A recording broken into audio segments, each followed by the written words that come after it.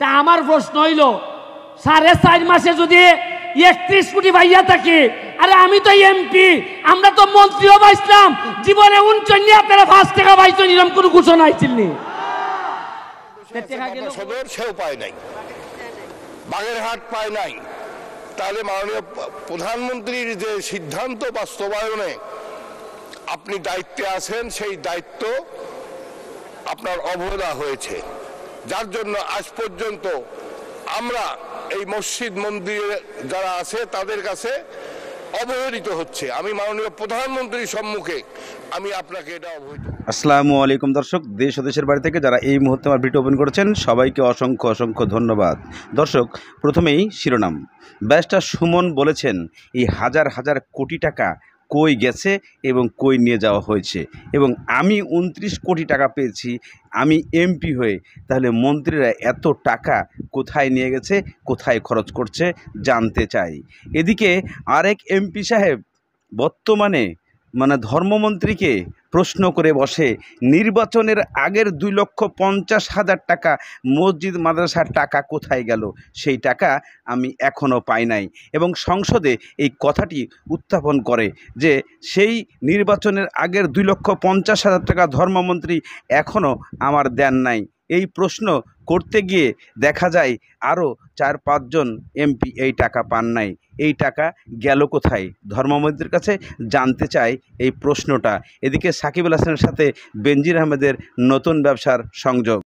মাননীয় ধর্মমন্ত্রী মহোদয়ের কাছে সদয় জানতে চাচ্ছি, বর্তমান অর্থ বছরে মসজিদ এবং মন্দিরের জন্য যে টাকা বরাদ্দ দেওয়া হয়েছিল 2.5 লক্ষ এবং 50,000 টাকা, মন্দিরের জন্য 50,000 টাকা আর মসজিদের জন্য 2.5 লক্ষ টাকা, উনি প্রত্যেকটি ফর্মে ব্যাংকের নাম, অ্যাকাউন্ট নাম্বার, রাউডিং নাম্বার সমস্ত কিছু নিয়েছিলেন। আজকে জুন মাসের 5 তারিখ অদ্যাবধি সেই টাকাটি ব্যাংকে পায় নাই। আমি গতকালকেও সবার কাছে জেনে এসেছি, আমি মন্ত্রী মহোদয়ের সাথে কয়েকদিন কথা বলেছি, উনি বলছেন যে না, টাকা চলে গেছে, টাকা চলে গেছে। আগে এই টাকাটা যেত ইউনোর কাছে, চেক যেত, ইউনো আমাদেরকে অবহিত করে মসজিদ অ্যাকাউন্টে জমার ব্যবস্থা করে দিত। এবার কোন কারচুপির মাধ্যমে আমার এলাকা সহ আমার মনে হয় সারা বাংলাদেশে কোনো জায়গায় টাকা পায় নাই। কারণ আমার পাশে পাবনা বসে আছে, পাবনা সদর, সেও পায় নাই, বাগেরহাট পায় নাই।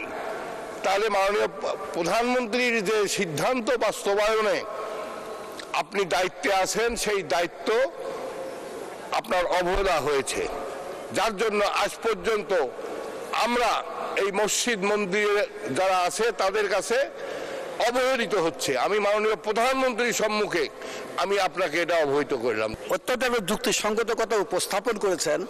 আসলে বিষয়টা জানার দরকার, আপনি বলেছেন বিধায় সে বিষয়টা আমি আপনাদেরকে অবহিত করতে পারছি।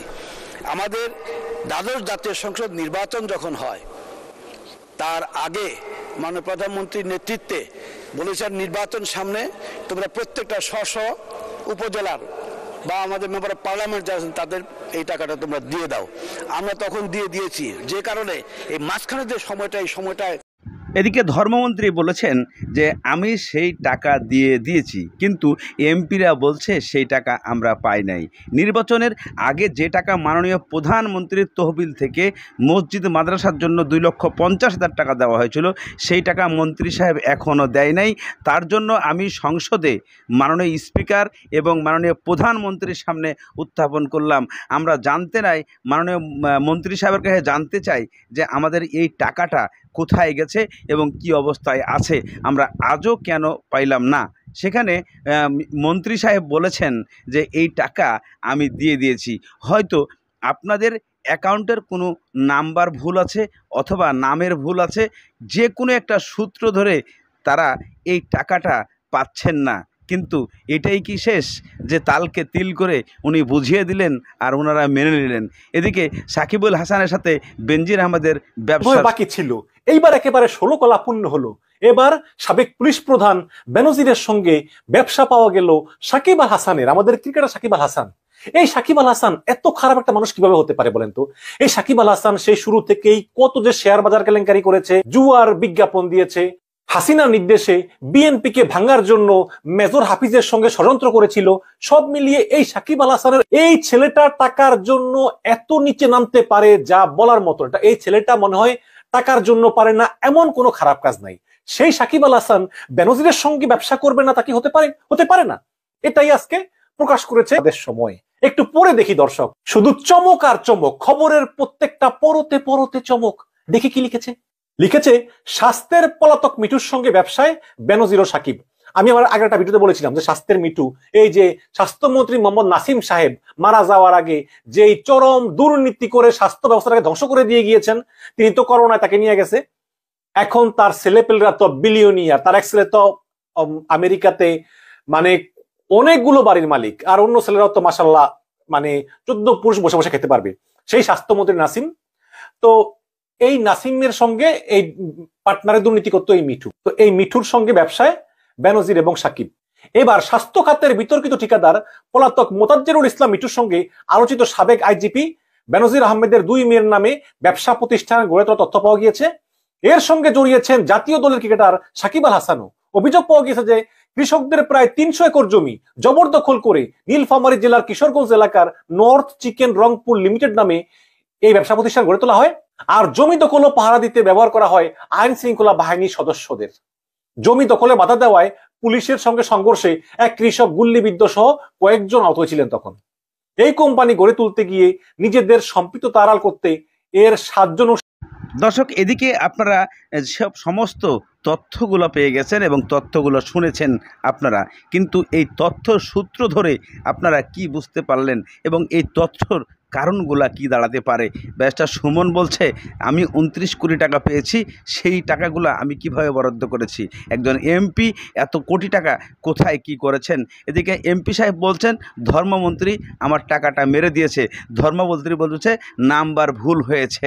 এদিকে বেনজির আহমেদের সাথে সাকিবের যে ব্যবসার সংযোগ, কি হতে যাচ্ছে বাংলাদেশে, কি হতে যাচ্ছে আমাদের এই বাংলাদেশের রাজনীতির মাঝখানে। সাকিব হাসান একটি প্লেয়ার হিসাবে উনি সবার কাছে সেলিব্রিটি, কিন্তু আজকে বেনজির আহমেদের সাথে উনি যোগ সাজে ব্যবসা স্টার্ট করেছেন। কি হবে এই ব্যবসার কোথায় কোন কি কাহিনী আছে যা জানতে আপনাদেরকে খুব ধৈর্য সহকারে পরবর্তী ভিডিওতে দেখতে হবে। আজকে এই পর্যন্তই শেষ করব। তবে সব সময় একটি কথা বলে যায় যে ব্যারিস্টার সুমন যে কথা বলে প্রত্যেকটা কথাই সত্যি বলে, তাই ব্যারিস্টার সুমনের পদে পদে ঘাটে ঘাটে বিপদ আসে। ব্যারিস্টার সুমনকে আপনারা বিশেষ করে সাপোর্ট দিবেন, ভালোবাসবেন। এই কারণেই আপনাদের কাছে বারবার দোয়া কামনা করা হয়। ব্যারিস্টার সুমন যে প্রতিবাদ করে এরকম ব্যারিস্টার ঘরে ঘরে জন্ম হোক, সাকিব আল হাসানের মতো ছেলে জন্ম না হোক এবং মন্ত্রীদের মতো না হোক, কেননা এরা টাকা ছাড়া পৃথিবীতে আর কিছুই চিনেন না। এরা শুধু টাকার পিছনেই ছুটতে থাকেন। এরা জনগণের পিছনেও খবর রাখেন না এবং দর্শক বিন্দুর পিছনেও খবর রাখেন না, দেশের খবর রাখেন না। দর্শক, আজকের মতো এই ভিডিওটা এখানেই শেষ করা হচ্ছে। ভালো থাকুন, সুস্থ থাকুন, দেখা হবে পরবর্তী ভিডিও।